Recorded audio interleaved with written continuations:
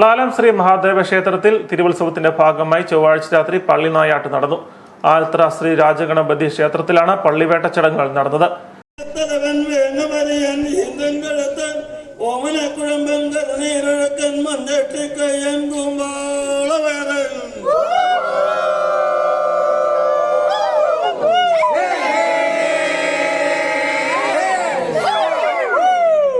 പശുക്കൊല്ലിപ്പുറത്താത്തന്റെ ഇമ്പതി കാണുന്നേരം അന്ന നടയം നടന്ന് മന്നമലയിൽപ്പെടത്ത് മറുകയെന്ന മലയിൽ ചെന്ന് കറുകയെന്ന പുല്ലും തിന്ന് ഗംഗയെന്ന വെള്ളവും കുടിച്ച് ഗംഗയെന്ന വെള്ളവും കുടിച്ച് വരുന്നു ഭയങ്കരാലിപ്പാൽ പശുവിനെ.